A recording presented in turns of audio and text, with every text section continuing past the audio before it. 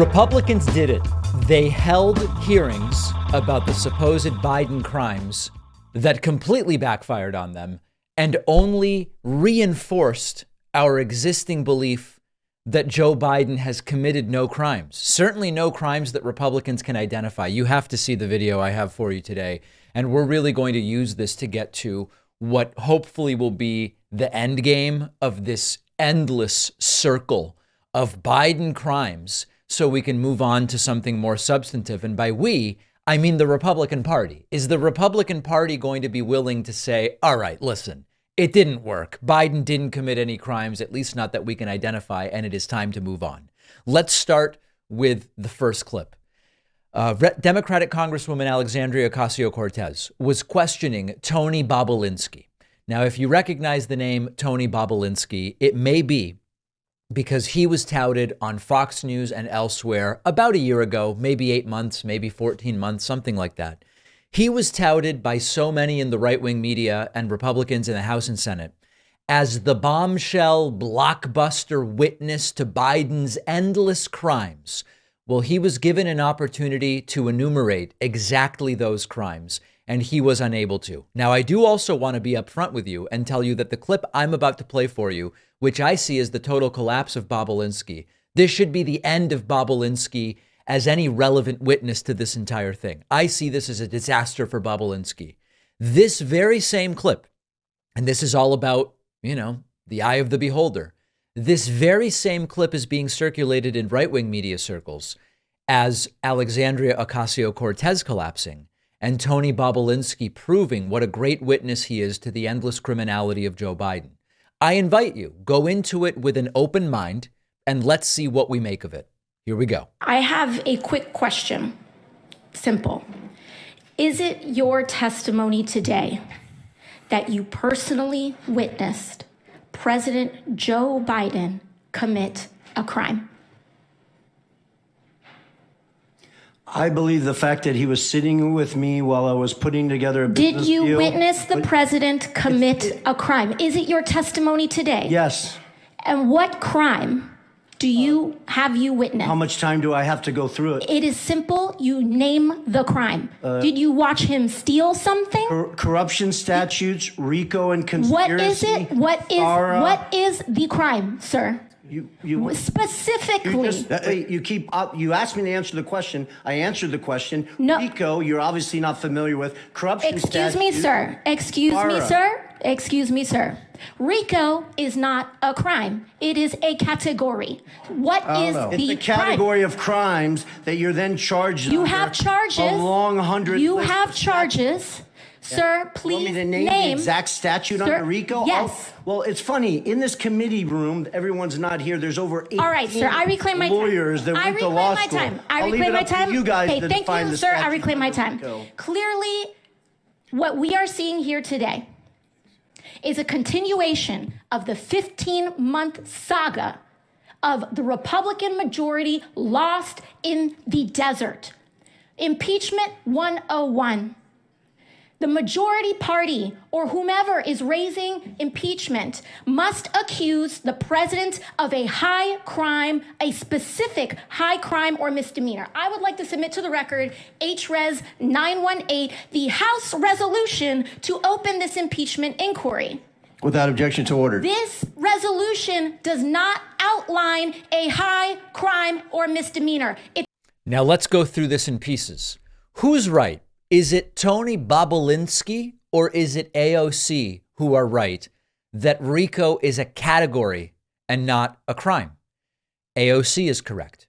In fact, I recently got a very extensive primer on RICO, reading Selwyn Rabb's book, 5 Families, about the origins or oranges of the Sicilian Mafia in the United States, and RICO as a category that was created and used in order to try to actually get some of the mob bosses who very often were not directly involved physically in the crimes, but were overseeing them. But RICO is a category, and it stands for Racketeer Influenced and Corrupt Organizations Act. It is not a crime in itself. It was a law enacted in 1970 for organized crime. Trump actually may have violated some laws under RICO statutes and the RICO framework, but you have to find the underlying crime. So under RICO, you can be charged with bribery. You can be charged with counterfeiting, gambling offenses, kidnapping, murder, robbery, trafficking, embezzlement, all of these different actual crimes. And so AOC is correct. And when Tony Bobulinski, he sat there for the crimes. He witnessed the crimes. He's sure there were crimes. What crimes? I don't know, RICO. AOC is completely correct. Now, Bobulinski also tries to do this thing where he tries to make AOC look unreasonable by saying, what, you want me to name a statute with the number? No, AOC is not asking him to say, well, under U.S. law 54, subsection 1804. She's just saying, what's the crime? Is it bribery? Tell me. Who did he bribe? Who bribed him? Is it extortion? What was the extortion? Give me the details of it. Did he traffic drugs? Did he obstruct justice? Did he launder money or commit securities fraud? All things which could be charged under the RICO framework. And Bobulinski can't do it because he doesn't know, because there isn't actually evidence of a crime. This isn't the first time that this happened. Remember this viral video? We looked at this, 4 or 5 months ago, December. This is Democratic Congressman Joe Neguse doing a very good job of asking Republican Congressman Guy Reschenthaler, what is the crime? And it actually was even worse. Remember this? To the core, I think the question I'm asking you is, okay, go ahead. What is the specific constitutional crime that you're investigating? Well, we're having an inquiry, so we can do an investigation and control the production of witnesses. And what is the crime you're investigating? And documents. High crimes, misdemeanors, and bribery. What high crime and misdemeanor are you investigating? Look, I will, once I get time, I will explain what we're looking at, and I will make the equivalency. No, I'm just asking you for the last impeachment. Okay, so what I'm trying to say, Mr. Reschenthaler, and again, I say this because I served as a prosecutor during the last impeachment of former President Trump. There was a specific high crime that he was impeached for on a bipartisan basis. 13 Republicans agreed. During 2019, when President Trump was impeached, there were 2 very specific offenses that he was impeached for. And I can't get an answer. I don't think members of the Oversight Committee could get an answer, or the Ways and Means Committee, or the Judiciary Committee. I don't think there is an answer. There's not, and of course it's unsurprising because according to even Fox News correspondents, House Republicans have been unable to make any kind of connection to a constitutional high crime and misdemeanor and President Biden. So I would say this to make the argument that there is some similarity between, and I don't know if this is what you're... All right, so you get it. Again, Guy Reschenthaler also can't identify a crime. At a certain point, folks, if it looks like a duck and it talks like a duck and it sounds like a duck and it smells like a duck and it reproduces like a duck and it eats like a duck, maybe it's a duck. And here the duck is, in the absence of any evidence of any single crime, even potentially committed by Joe Biden. Maybe it's because Joe Biden didn't commit any crimes. Now, if you thought this looked bad for Republicans, just wait until I show you the next thing. Remember Lev Parnas? I interviewed Lev Parnas a couple weeks ago. Lev was Trump's henchman in Ukraine. Lev is the guy that was sent over to do the quid pro quo. Lev told us everything. And members of the House also wanted to hear from Lev. And yesterday, Lev Parnas testified before the House committee. And he made an incredible assertion that should be front page news everywhere, but you're not hearing about it on Fox News, that's for damn sure. Lev Parnas indicated we had Ron Johnson in the Senate. Now, let me explain this to you. What Lev Parnas alleges in the clip we're about to watch is that they were counting on, they knew that whatever sort of propaganda about Ukraine and Biden and whatever they could generate was going to be repeated by Ron Johnson in the Senate. That was their guy.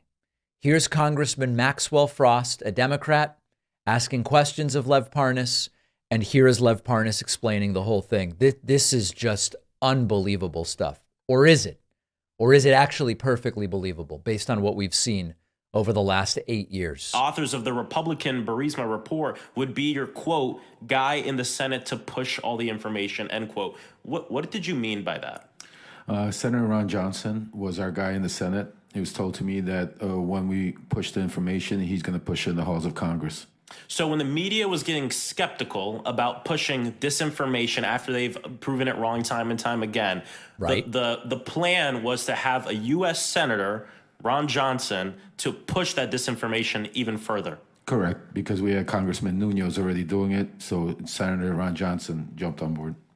This Congress, both Chairman Comer and Chairman Jordan, have centered this entire sham impeachment hearing on an FBI tip sheet.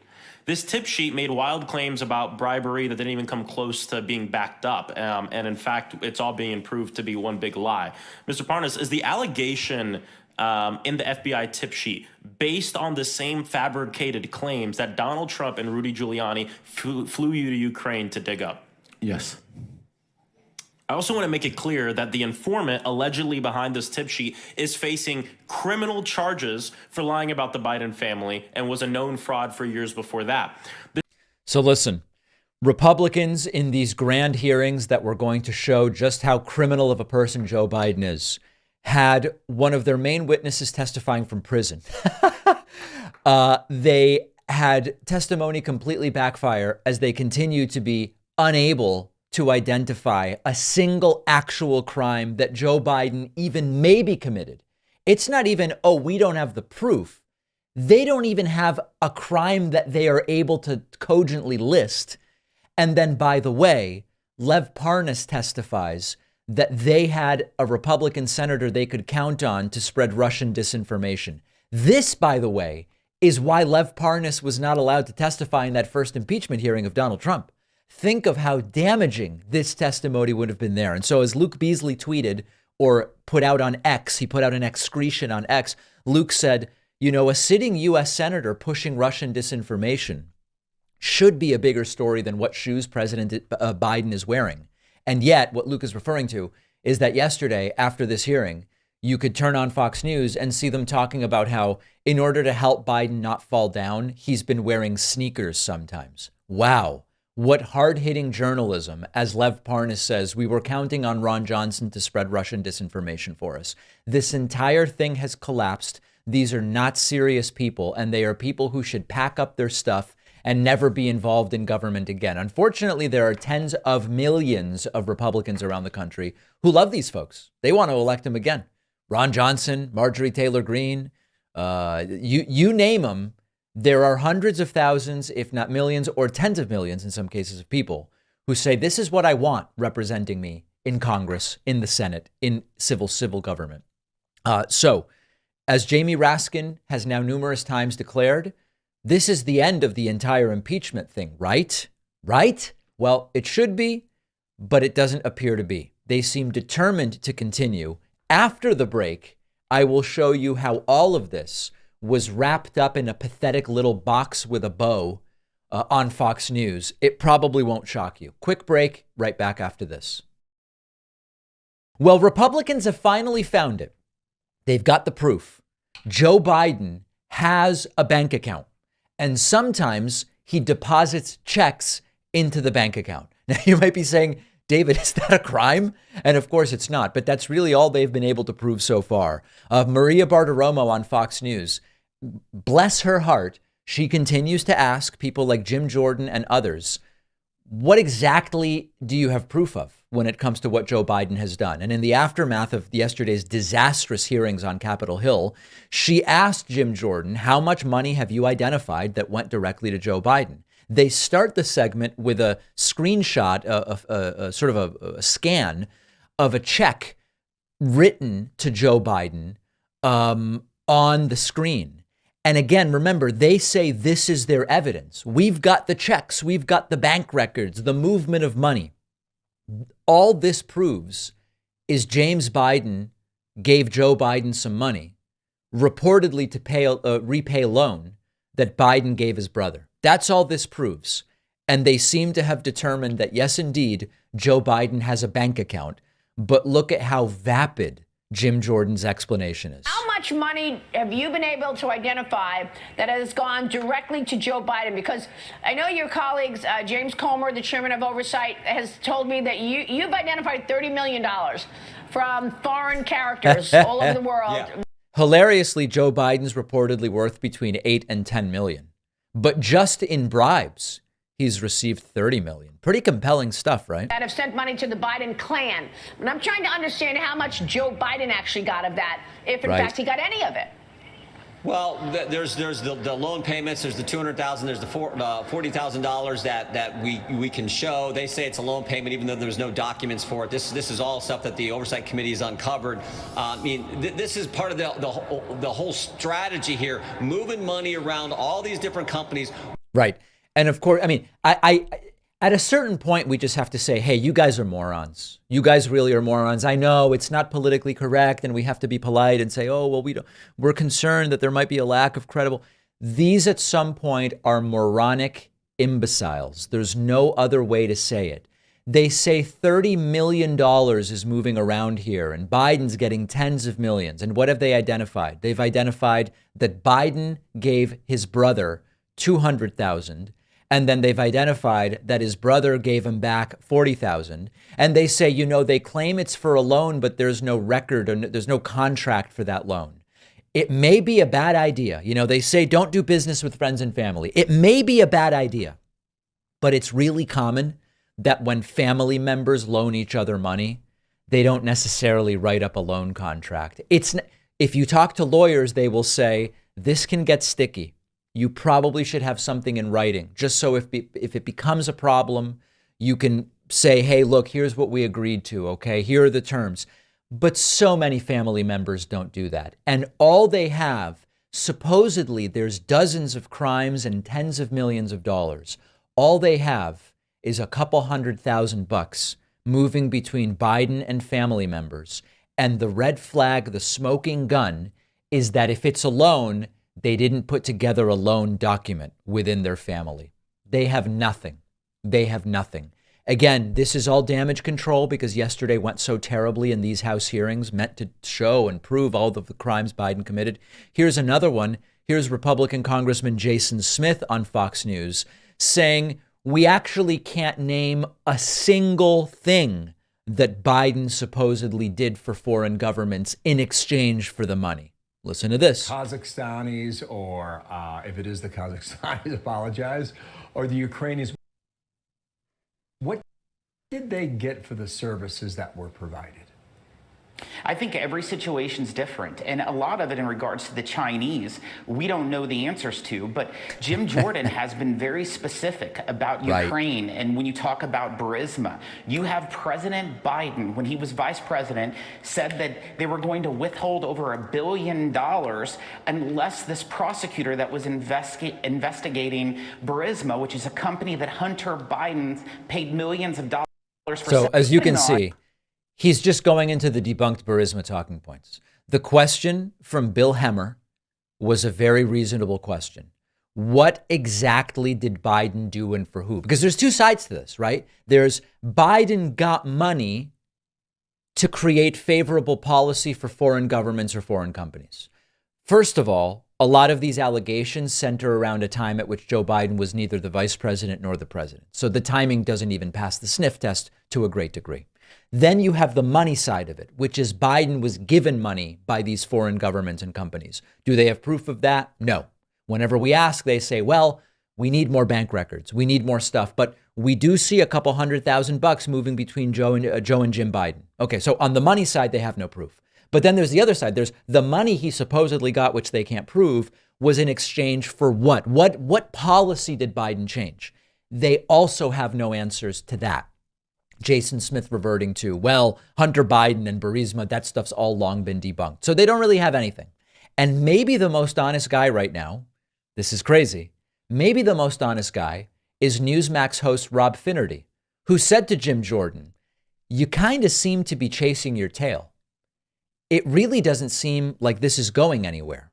And I have to tell you, folks, Rob Finnerty is correct, but Jim Jordan doesn't want to hear it. Is impeachment the next step? Are you going to hold a vote on the House floor? I know it's up to Mike Johnson, but the margins, Congressman, you lost Kevin McCarthy. Ken Buck left last week. George Santos was ousted. Unless you get Democratic votes, this is going to be real tough So it kind of seems like you're chasing your tail at this point because this is not going to go anywhere. Now, Rob Finnerty is saying it's because you don't have Democrats willing to support you, it won't go anywhere. Of course, the reality is there's no evidence. That's why it won't go anywhere. But the question is still a good one. It's not going anywhere. No, fair question. And we got a small majority. Everyone understands that, not just on this issue, but on a host of issues. Our job is, under the Constitution, is to do oversight of the executive branch. We are doing that. We're going to continue to do that. There's no time limit in the Constitution on how long you can do an investigation. And that's probably the key. There's no time limit. It's not going anywhere. We're not going to impeach because we don't have any evidence. There's going to be no prosecution because there is no evidence. There won't be criminal referrals because we have no crime. But there's no time limit. We can just keep on doing this for as long as we think it'll be advantageous to us. And certainly that means up to and through the election, I would assume. So Rob Finnerty, he's taking a strange path to the right conclusion. This is going absolutely nowhere. Yet another psychiatrist says that the evidence of Trump's dementia is, quote, overwhelming. Remember, we spoke to Dr. John Gartner a few weeks ago, who says there is a neurological smoking gun here. And now we have yet another medical expert who says the same thing. This is from Newsweek. There is, quote, overwhelming evidence that Donald Trump is suffering from dementia, a leading psychiatrist claims. Dr. Lance Dodes, a supervising analyst emeritus of the Boston Psychoanalytic Society and Institute and retired Harvard Medical School professor, was among those recently quoted by Duty to Warn. Quote, unlike normal aging, characterized by forgetting names or words, Trump repeatedly shows something very different. Confusion about reality. And this references Trump confusing Obama with Joe Biden. And he goes on, if he were to become president, he would have to immediately be removed from office via the 25th Amendment as dangerously unable to fulfill the responsibilities of office, writes Dodes, who's also a distinguished fellow of the American Academy of Addiction Psychiatry.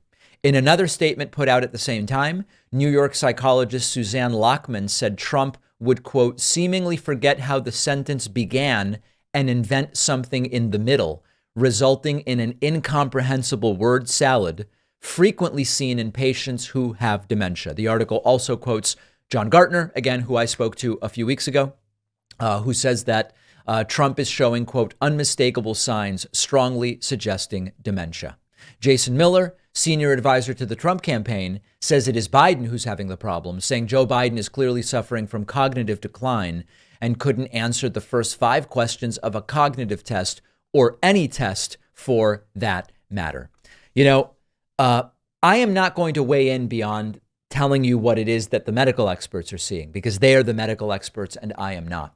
But one of the things that I would be bracing for is the narcissistic collapse, for lack of a better term, that is imminent if and when it is determined Trump just can't afford the bond. He just can't afford it. He's not going to be able to pay the bond that he may have to mortgage his properties for, or they might be seized. It truly seems as though the guy is on the brink of snapping. And one of the things we've been observing casually, colloquially, as non-medical experts, is that the decline seems to be happening more and more and more quickly. The frequency, it used to be once a rally and then twice a rally. And then all of a sudden, 8, 10, 12 times a rally, Trump disoriented, saying Biden beat Obama, or Nikki Haley was responsible for security on January 6th.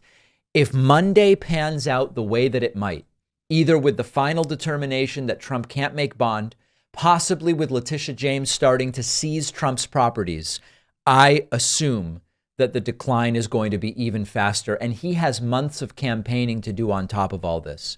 How is this even remotely viable? How is this even possibly going to work? I don't know. But when you ask the Magapotamians about it, the Magadonians, they say everything's fine and Biden doesn't know what day it is. You make of it what you will. Alina Habba, Trump's on-again, off-again lawyer, refused to deny that in a desperate moment, Trump wouldn't go to Saudi Arabia or to Russia for the money he needs to secure the bond in the civil fraud trial, with a deadline, at least for now, of Monday. Here is Alina Habba. What role does she now have with Trump? She used to be his lawyer. Is she a legal spokesperson?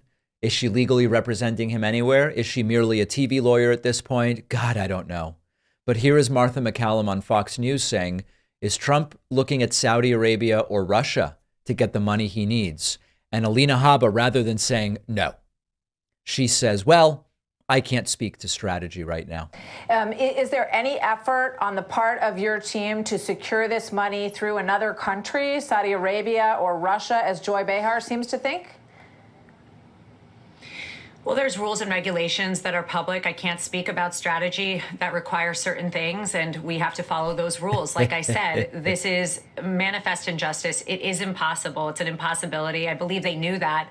I think that's why mid-trial, frankly, they changed their ask from $250 million to the ridiculous amount of money that they've asked for. I think everything is done intentionally. I do not doubt that the witch hunt, that the election interference goal is what was if you're waiting for a no, you're not going to find it in this answer. Ringing steady and loudly and true throughout all these trials, frankly. And we're seeing it. It's the demise of our country, not the demise of Trump. So we'll handle it as we always have and keep our heads up and keep working hard. There you go.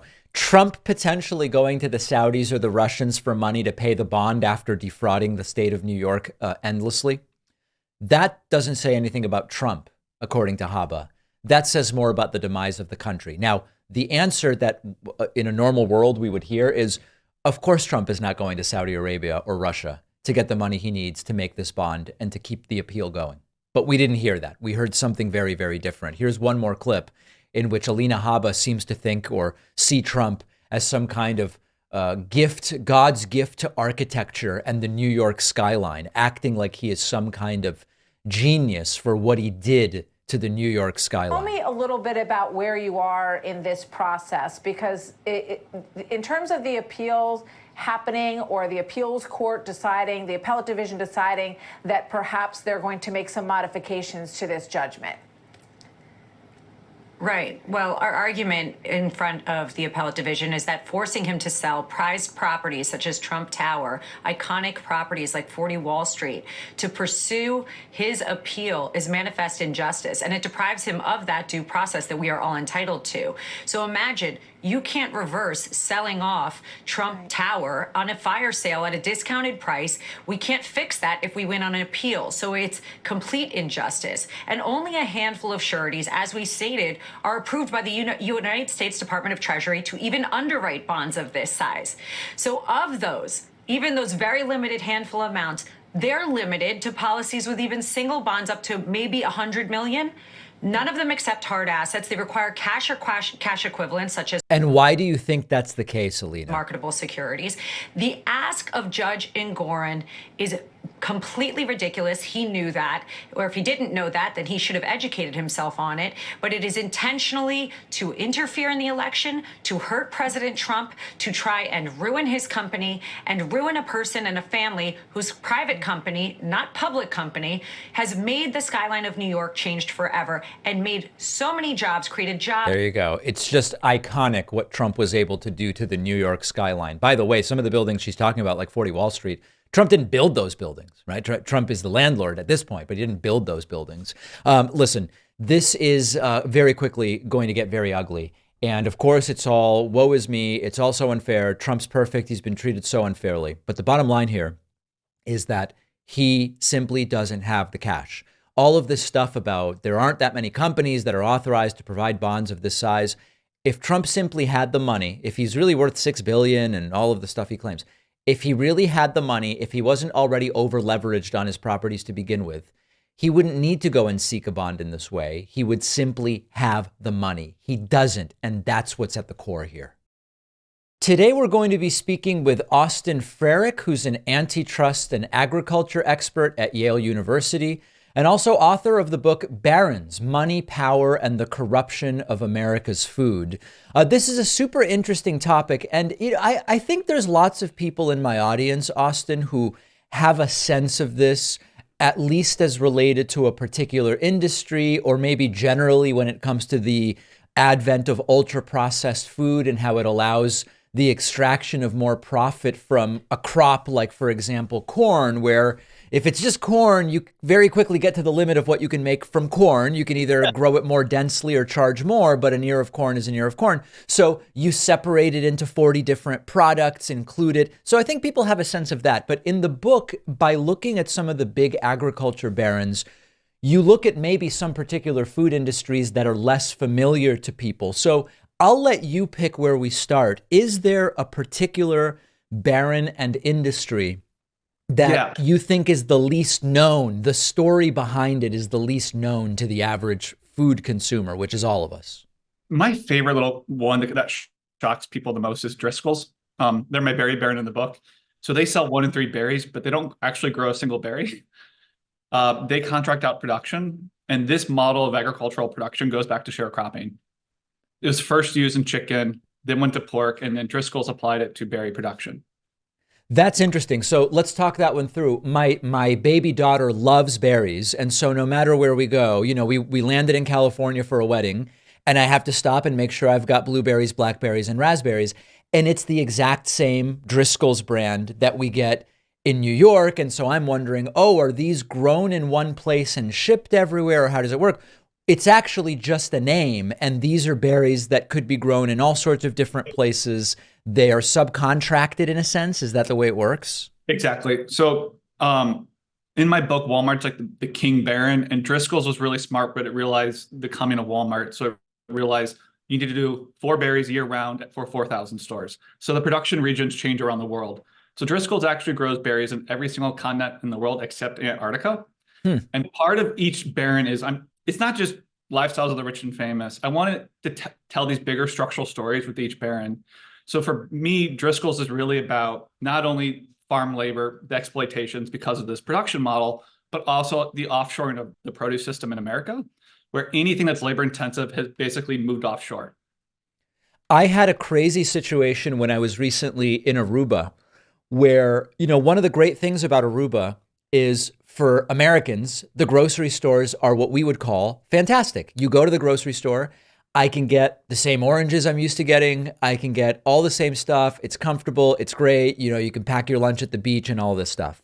And quite literally, a bunch of the produce that is available in Aruba comes from the United States, or at least it's branded with the same brands as what we see in the United States. And I had this conversation with a customs agent, because they have pre-clearance there where you like go through American customs in Aruba, with some of my daughter's food. And we had like a cut up banana and orange and different things. And he said, oh no, you can't bring that stuff to the United States. You can't bring it. And I said, what's so funny is it came to Aruba from the United States. At least some of these products did. And talk a little bit about that globalization of a lot of the produce and food that we now have.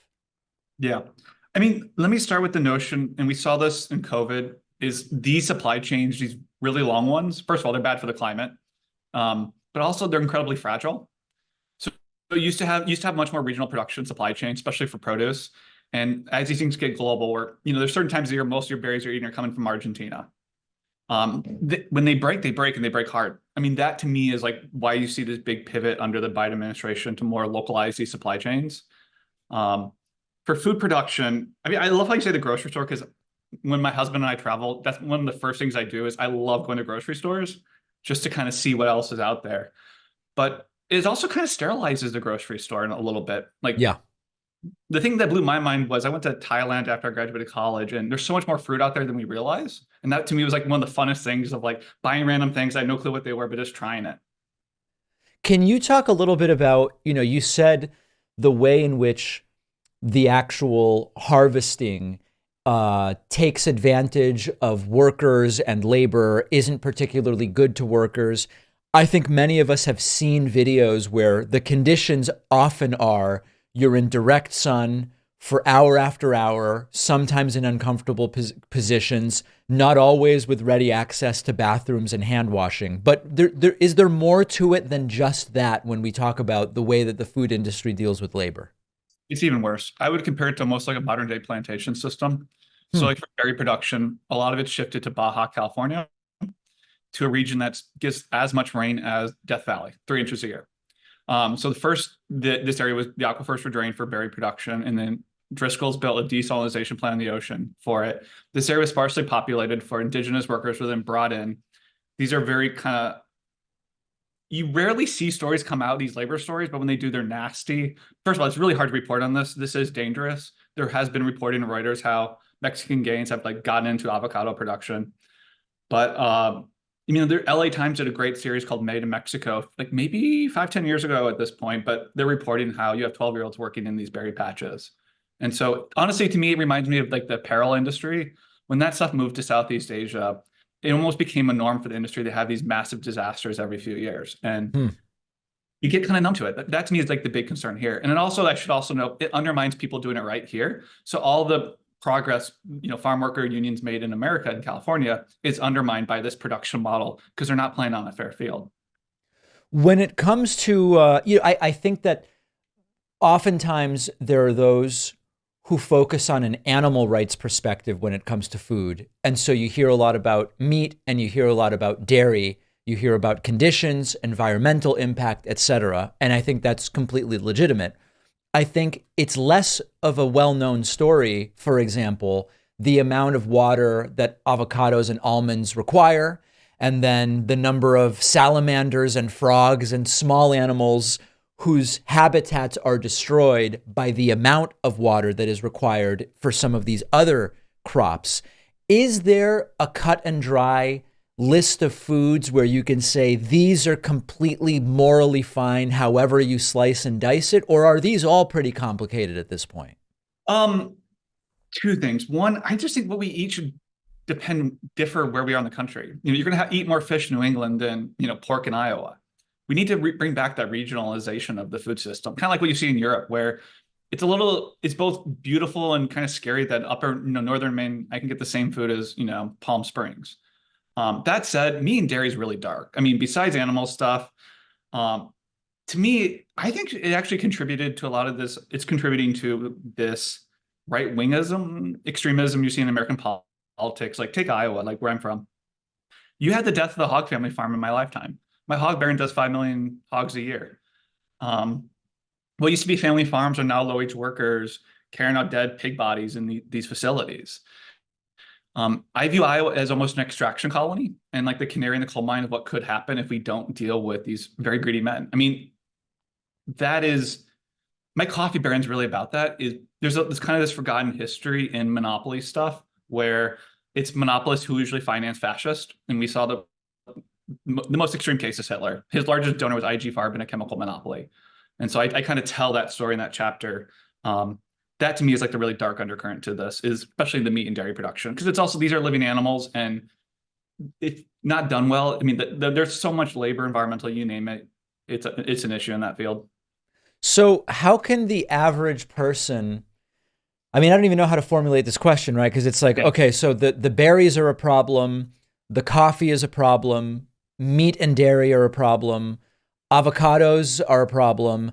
I would argue soy is a problem in regard to the kind of monoculture impact it has on the land over which it's grown. I guess we can kind of rank the degree to which these foods are problematic. And I'm guessing that there are some where the environmental concern is lower, but the labor rights concern is higher, for example, or the shipping footprint or whatever.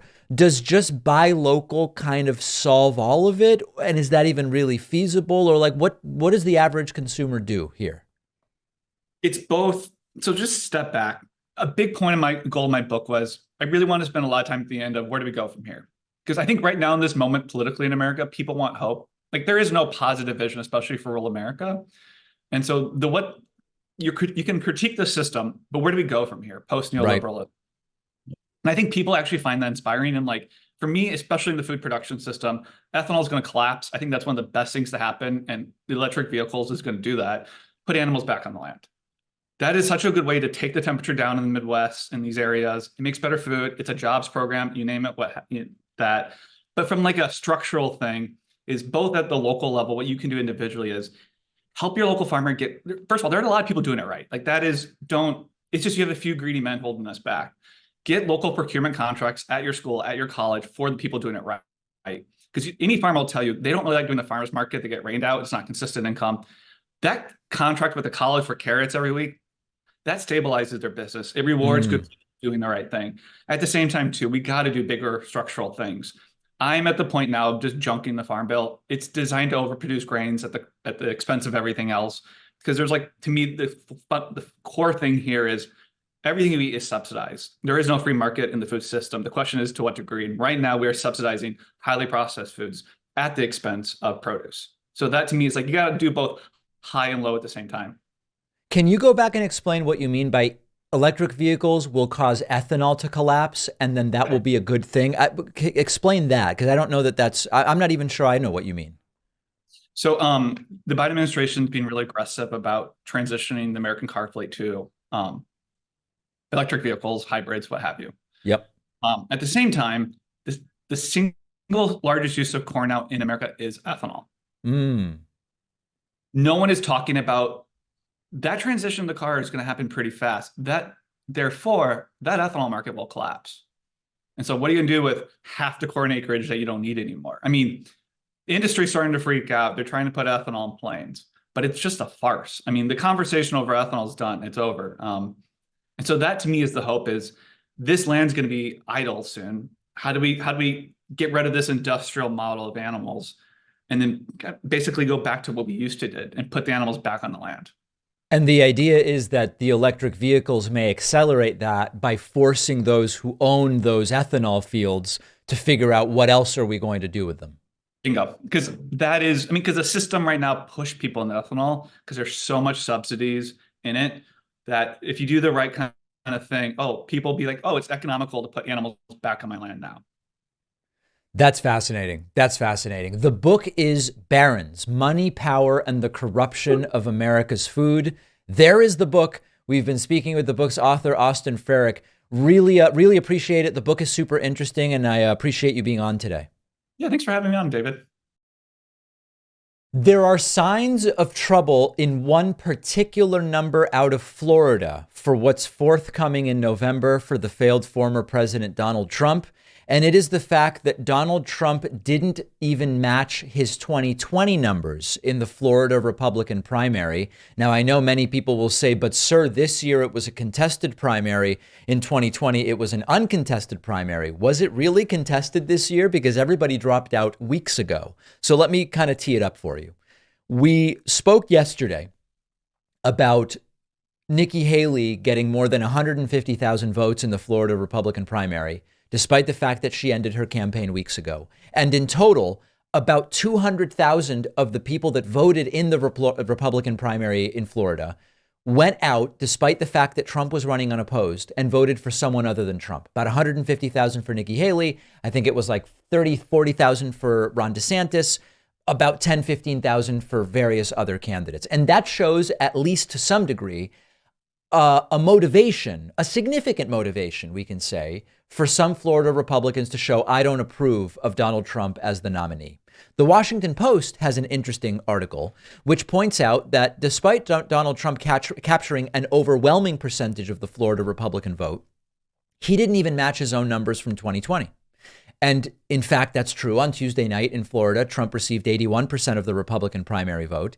But in 2020, he had received 93% of the vote. Now, again, you can make the case it's not a fair comparison because in 2020, officially, there was no primary. And in 2024, there was a primary, but everybody dropped out. And so it's kind of contested, kind of not, and it makes sense. That's all fine. But the point that should not be ignored, and Trump ignores it at his peril when he says, I don't really think I need Nikki Haley supporters to support me. Well, we'll see, especially because many of them are choosing to now donate to Joe Biden instead of Donald Trump. We'll get to that in a moment. If you look at the totality of this, 200,000 Florida Republicans in an uncontested primary going out to vote for someone other than Trump, Trump not matching his 2020 support in 2024. As I mentioned, Taylor Swift getting young voters in Florida activated, presumably with the forthcoming endorsement of Joe Biden. All of these different little elements, it all could add up to significant trouble for Donald Trump in Florida. But as I mentioned yesterday, it doesn't even really matter because Joe Biden doesn't need Florida. All Joe Biden needs is to carry the states he won in 2020, and he wins with a very healthy electoral vote margin. So this is not me making any kind of prediction. It'll likely come down to under 500,000 votes in 5 to 6 states, as I've said before. But the point here is, this is a difficult situation for Donald Trump. He lost 2020. There are signs in states he won in 2020 that don't look so good, like these numbers in Florida. And yet we are supposed to believe that he's going to have an easy time defeating Joe Biden because he's leading in some of the national polls. I would be very hesitant to believe that. But regardless, it could happen. We all have to vote in every state, no matter what we expect the margin to be. But that one number not looking good for Trump. And then look at what we've now learned about Nikki Haley donors. This is incredible. There are prominent Nikki Haley donors who now, in Nikki Haley's absence, as she has dropped out from the Republican primary, they are not going and supporting Donald Trump, the presumptive and all but official Republican presidential nominee. Some of them are switching over to Joe Biden. Newsweek has an article about this, and it reads, donors who supported Nikki Haley in her Republican primary are set to switch their allegiance to Joe Biden. Trump was confirmed as the Republican nominee. He's going to face off against Biden. Haley dropped out of the race. Media mogul Jeffrey Katzenberg called Harry Sloan, who previously helped bring in at least $550,000 for Haley, and asked him donate to Biden instead. He has also donated to Democrats in the past and gave $100,000 to a pro-Biden PAC. Sloan said he agreed to help raise money for Biden. People I know who are generally business Republicans, they're going to hear from me about helping Biden. Biden's campaign finance chair, Rufus Gifford, also told the outlet that he's in a WhatsApp group called Haley Supporters for Biden, and they are seeking to recruit more Haley donors to the cause.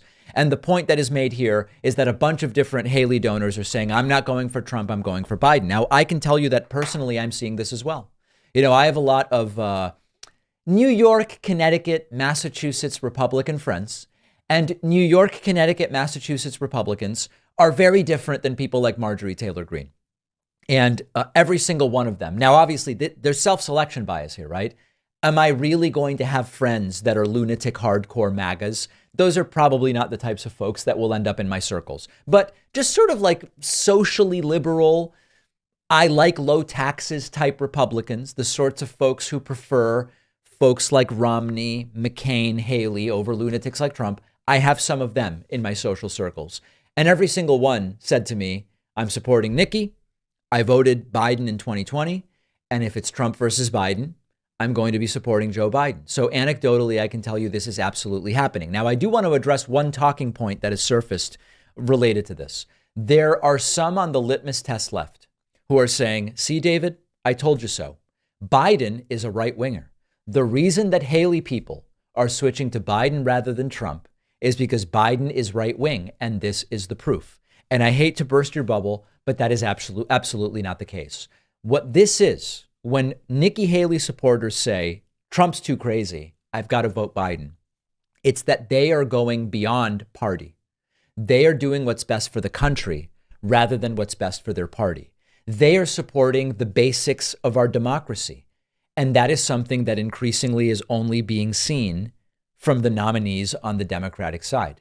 If you value upholding the basic framework and tenets of our democracy, your only viable choice in 2024 is Joe Biden. Remember, Trump said, I don't need nor want Haley voters. He may not want them, but he may well need them, and we'll figure that out in November. So it's not that Biden is so right wing that he's appealing to Haley supporters. It's that if you care about democracy and the United States just sticking to the things we've promised we would do globally, your only choice in 2024 is Joe Biden. And there are some Republicans who are willing to put that over party and say, I can't vote Trump. Biden's really the choice. They should be welcomed. They shouldn't be shunned. They should be welcomed for saying, I disagree with so much of what Joe Biden does, but at least he supports the basics that the country is founded on. I say, bring them in. Let's get Joe Biden in another 4 years. And then we have 4 years to disagree on policy. That's the right way to do it. We have a voicemail number. That number is 219-2-DAVID-P. Here is a voicemail about the physical versus ebook debate. Listen to this. Hey, David, this is Oli from Dallas, Texas. A couple of months ago, I raised a question in terms of your opinion regarding audiobooks versus traditional books. But now I have a new question. Do you think that reading physical books is better than reading, books on, Kindle or on your iPad? Or do you think that there's not really much of a difference? All right, this is a very good question. There is probably a difference between reading physical books and reading ebooks. There are a bunch of studies that have come to conclusions like, for example, you absorb more from physical books.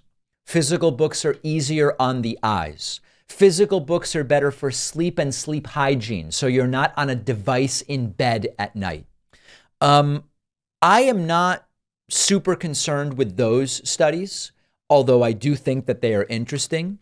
But for me, it's the bigger picture of there's a physical experience of reading a paper book that you simply don't get when you go from Facebook to your Kindle app on your phone. And with so much now happening on screens, I want to preserve activities that are not taking place on screens. In fact, Cal Newport, who was on the show recently spoke about this when he talks about physical notebooks and the experience of writing on a physical notebook on a recent podcast episode of his. So I do prefer physical books. At one point, I almost switched to ebook, and then I said, you know what? I do enough on screens. I want the experience of the physical book. There's something about, on a plane, reading the physical book, in bed at night, reading the physical book. In addition to this, if you store all your books on a device, then you lose the physical library in the home. And the physical library in the home is known to be tied to better educational outcomes for kids. The physical library in the home is known to generate ideas. When you look over and you see the physical library and the books that you've read, there's something that it does for creativity. There's something that it does psychologically. I think that that's all yet another reason to stick to physical books. But one other thing I will say is that any reading is better than none. We recently talked about a study that found that roughly half of Americans did not read a single book last year, not a single book. So if it's the difference between reading or not reading at all, go with the ebook. By all means, have at it. If I'm honest, I prefer the physical books. I think there's a lot of good reasons to go with the physical book. And speaking of physical books, let me tell you about something else that is going on. It's an election year. There are so many kids that don't understand how our elections work. They don't know why voting is so important. They don't know about the president and the Senate and the House of Representatives. It's a real problem. When we identified a crisis in critical thinking, I wrote a children's book about critical thinking. When we identified a problem in understanding the scientific method, I wrote a book about the scientific method for kids, Think Like a Scientist. And I now announce to you today, with peace, love, and humility, the launch of the third book in the Adventures in Thinking series. This is Think Like a Voter. Think Like a Voter. And I think that there is no better time to release such a book than an election year. This is a book that, whether you're talking about a 6-year-old, an 8-year-old, a 12-year-old, honestly, there's 14-year-olds who don't have any idea what's going on with our election system. Maybe reading with parent, guardian, or teacher, or maybe on your own. This is a really important time and a really important book for this particular time. So I invite you, go to davidpakman.com/book. We're showing elements of the book on the screen to people who are watching. Grab the book. And if you have local libraries in your area, most libraries have a process where you can ask them to get the book. It costs you nothing. Often it's submit a form online. Get this book for the library, and the library will go out and get it. Gift a bunch of copies to your kids' class. This is not a political book. There's no political jokes in it. It is just down the line. Here's why voting matters. Here's how we vote. We have registration. There's ballot initiatives. It's the basics of what we do and what we will be doing in November and what we've been doing in the primaries. I can't think of a more important time for this. So please grab a copy. Please review the book, okay? The reviews determine how successful will the book be. If we ship out just a few hundred copies in the first 24 hours, this will be the #1 new children's book on Amazon. And that is just absolutely massive. So the book is Think Like a Voter, davidpakman.com/book. We do also make it available as an ebook, okay? But something about the paperback I think is fantastic. Check it out, grab a copy, let me know what you think. Leave a review. We've got a great bonus show for you today. Sign up at joinpakman.com. I'll see you then.